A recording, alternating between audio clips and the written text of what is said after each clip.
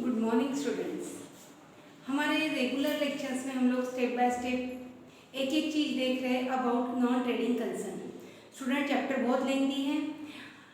ये चैप्टर में initial stage पे अगर देखा जाए तो इनिशियल स्टेज पे हमने मीनिंग देखा, ऑब्जेक्टिव्स देखे, what you mean by receipt and payment account, what you mean by income and expenditure account, इनके सबके मीनिंग और ये कैसे बनाते हैं हम लोगों ने देखा। आज हम देखेंगे कुछ सोर्सेस है जिसके थ्रू हम लोग बोल सकते हैं इनकम मिल रही है नॉन ट्रेडिंग कंसर्न में। सोर्सेस ऑफ इनकम यानी इनकम साइड में क्या क्या सोर्सेस हम लोग शो करेंगे। ये सोर्सेस में सबसे पहले आ रहा है एंट्रेंस फी। जब भी हम कोई ऑर्गेनाइजेशन या फर्म के मेंबर बनते हैं तो at the time of entering in that organisation, जब हम उस ऑर्गेनाइजेशन में प्रवेश करते हैं तो हमें एक एंट्रेंस फी पेड करनी पड़ती है। स्कूल में प्रवेश करते समय हम क्या दे रहे हैं? Admission fee. वैसे ही एक फर्म में एंटर करते समय हमें क्या पेड करनी है? Entrance fee. ये entrance fee in the form of source of income है किसके लिए? नॉन ट्रेडिंग कंसर्न के लिए। ये एंट्रेंस फी स्टूडेंट्स इतना तो ख्याल में आ गया। Entrance fee is the amount of income which a non trading concern receive from its member. एक नॉन ट्रेडिंग कंसर्न को उनके मेंबर से फर्म में आते समय जो पैसा मिल रहा है उसे हम क्या बोल रहे हैं? Entrance fee. एंट्रेंस फी ये दो प्रकार की हो सकती है, एक कैपिटल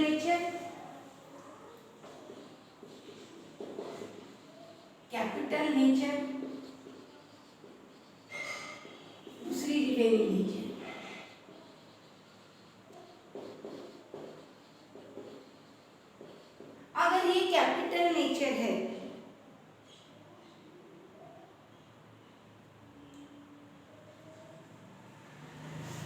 अगर ये कैपिटल नेचर है तो ये बैलेंस शीट में जाएगी लायबिलिटी साइड में। अगर ये कैपिटल नेचर है, साल में एक ही बार मेंबरशिप दी जा रही, या हम बोल सकते हैं हम लोग एक बार मेंबर को एडमिट कर लिया, अब किसी भी में नए मेंबर को फॉर्म में लेंगे नहीं है। फॉर्म बनी उस समय हमने 50, 100, 500 ऐसे अपने मेंबर बना लिया, कोई भी नया मेंबर बनाने वाले नहीं है, तो ये क्या होगी? Capital nature. कैपिटल नेचर है यानी एक ही बार मिलने वाली, बार बार मिलने वाली नहीं है, बड़ी अमाउंट है, तो ये जाएगी अपनी लायबिलिटी साइड में। अगर ये रिवेन्यू नेचर है, हर साल हम लोग नए नए मेंबर बना रहे हैं। अगर लाइब्रेरी है तो लाइब्रेरी में मेंबरशिप लेने के लिए अपने को हर साल कई रीडर आते हैं, पढ़ते। स्पोर्ट्स क्लब है, इस साल ज्वाइन किया, अगले साल छोड़ दिया। हेल्थ क्लब है, इस साल ज्वाइन किया, अगले साल छोड़ दिया। तो ऐसे लिख लिए रिवेन्यू नेचर है। और जब ये रिवेन्यू नेचर है तो ये इनकम साइड में शो होती है, क्रेडिट साइड में शो होती है इनकम एंड एक्सपेंडिचर की। इनकम एंड एक्सपेंडिचर की कहाँ शो होती है? क्रेडिट साइड में as an income and expenditure account की। मेंबरशिप फी के बारे में आपको 2 मार्क की नोट्स भी आती है। What you mean by membership fee? Eight the time of admission of a member submits some amount of money to the club or non-trading organization which is known as member entrance fee. जब कोई भी member enter करते समय membership fee, entrance fee दे रहा है, किसको? Member बनने के लिए मेंबर एंट्रेंस फी दे रहा है, तो उसे हम क्या बोल रहे हैं? Entrance fee. Now second heading is subscription, most important topic. सारी इनकम में अगर सबसे इंपॉर्टेंट कोई चीज होगी ये सब्सक्रिप्शन पे लेके प्रॉब्लम्स भी आपको, सवाल भी है, न्यूमेरिकल से सवाल है, वो भी हम स्टेप बाय स्टेप देखेंगे। आज सब्सक्रिप्शन में ये वीडियो में आपको बता रही हूँ थोड़ा शॉर्ट में, एक स्पेशल वीडियो में सब्सक्रिप्शन का न्यूमेरिकल जब स्टार्ट करेंगे तब आपको सेंड करूंगी, उसमें सारी डिटेल है सब्सक्रिप्शन। सब्सक्रिप्शन ये ऑलवेज रिवेन्यू नेचर आइटम है। आपके पेज नंबर 15 पे सब्सक्रिप्शन के बारे में दिया हुआ है कि सब्सक्रिप्शन क्या होता है। ठीक है, subscription is recurring income which is received every month और एवरी ईयर। ये कब हो रही है? हर महीने और हर साल। सब्सक्रिप्शन कब मिल रहा है? एवरी मंथ और एवरी ईयर। ये ऑलवेज रिवेन्यू नेचर है, ये कैपिटल नेचर नहीं है। The following are the steps to be taken to calculate the subscription। Page number 15 पे आप लोगों को ये फार्मूला दिया हुआ है।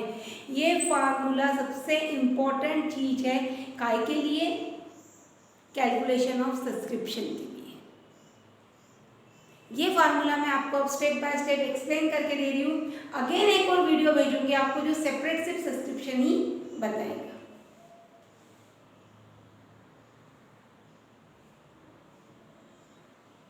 Student we see subscription receive.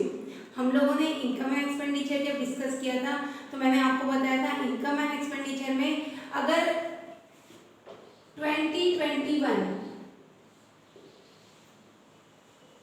ये साल के ट्रांजैक्शन हैं तो हम सारी चीजें कब की लिखेंगे, सिर्फ 1 अप्रैल टू 31 मार्च जो आया वही, पिछला अगला कुछ भी यहाँ आएगा नहीं। तो वैसे ही सब्सक्रिप्शन रिसीव में क्या है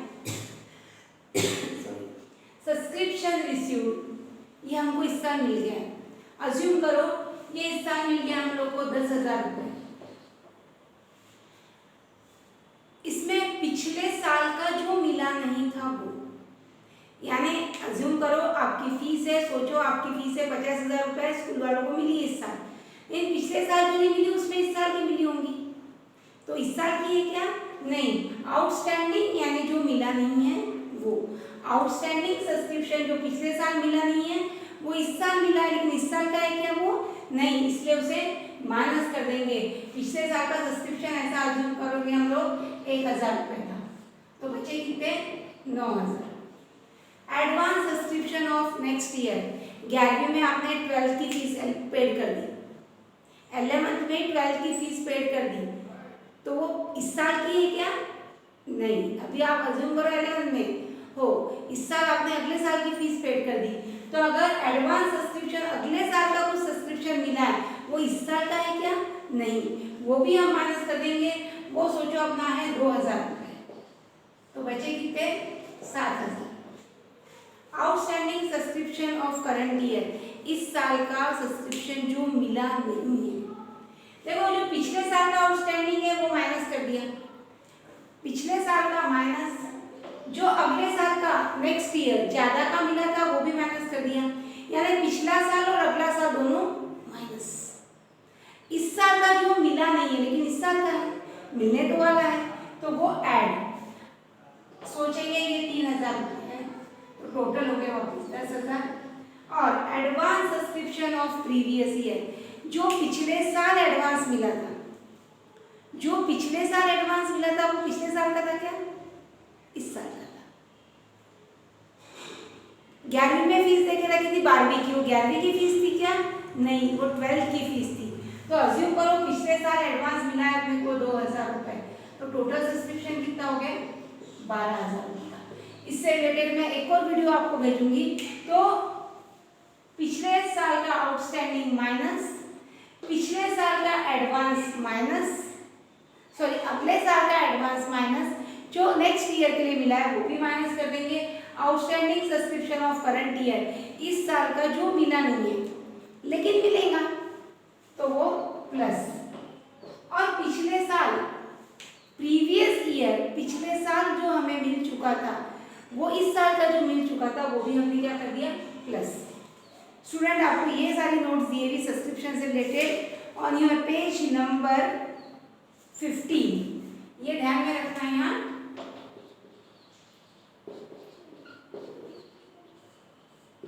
ये बहुत इंपॉर्टेंट चीज है, इसके ऊपर न्यूमेरिकल्स भी आपको पूछे जाते हैं, सवाल पूछे जाते हैं 3 से 4 मार्क के लिए।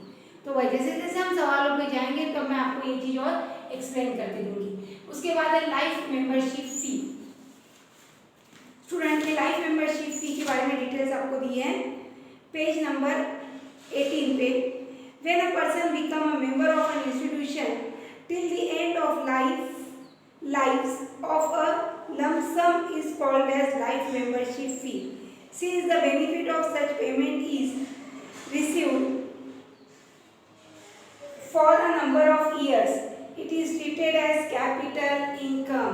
मैं हर चीज को आपको बता रही हूँ कि वो इनकम को हम लोग कौन सी इनकम कंसीडर कर रहे हैं, कैपिटल नेचर या रिवेन्यू नेचर। क्योंकि ये चीज समझना बहुत जरूरी है कि किसको क्या कंसीडर कर रहे हैं। एंट्रेंस फी दोनों है, अगेन यहाँ लिख के ले लियो, कैपिटल प्लस रिवेन्यू। अगर ये मंथली मिल रही है, ईयरली मिल रही है,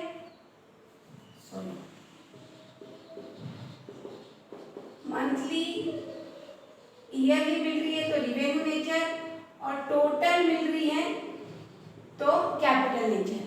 on the other hand subscription always कौन सा है, revenue nature.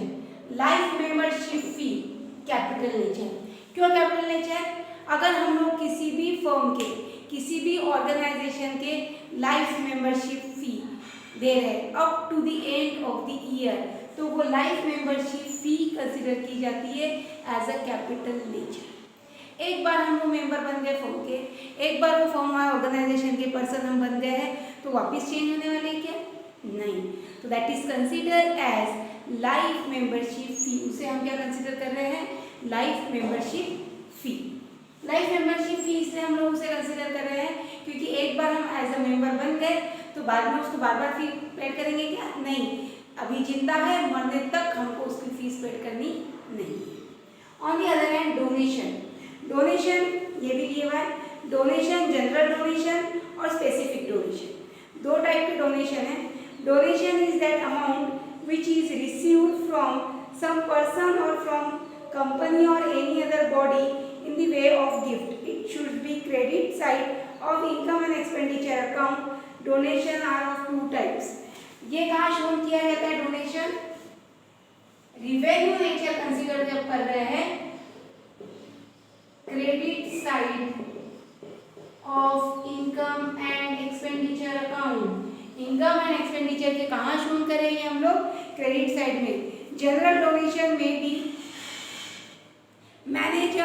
manage amount of huge amount. If it is huge amount, it should be treated as non-recurring nature and transferred to the liability side.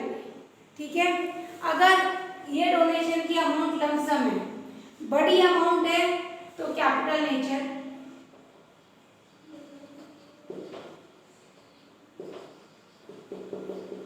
और amount अगर छोटी है, ये बता दिया जाता है आपको न्यूमेरिकल में कि डोनेशन को हमको क्या कंसीडर करना है, कैपिटल नेचर या रिवेन्यू नेचर। ठीक है? उसके बाद सेल ऑफ असेट, कोई भी प्रॉपर्टी अगर हम बेच रहे हैं तो वो ऑलवेज आ रही है capital nature.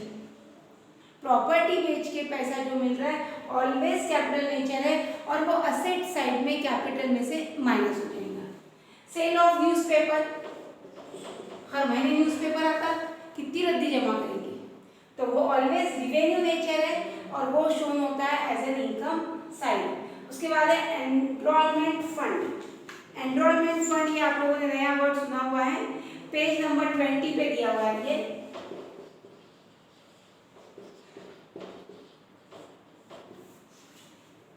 Enrolment fund signifies that fund which provide permanent means of support for any person or institution.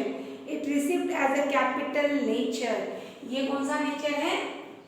Capital nature है एनरोलमेंट फंड। क्यों एनरोलमेंट फंड कैपिटल नेचर है? कि permanent supported to the organisation और firm. इस type से students हमने income sources देखे हैं, डिफरेंट इनकम सोर्सेज देखे फॉर आवर रिकॉर्ड। यहीं हम रुकेंगे। मैं बहुत बड़े बड़े या लेंदी वीडियो आपको नहीं भेज रही हूँ क्योंकि सारा कंसेप्ट आपके लिए नया है। ठीक है student, thank you very much. अगर कोई भी डाउट्स है तो आप मुझे पर्सनल विंडो पे पूछ सकते हो, मैसेज करके पूछ सकते हो कभी भी। जैसे ही मैं मैसेजेस देख रही हूँ आपको उसका रिप्लाई करूँगी। Thank you.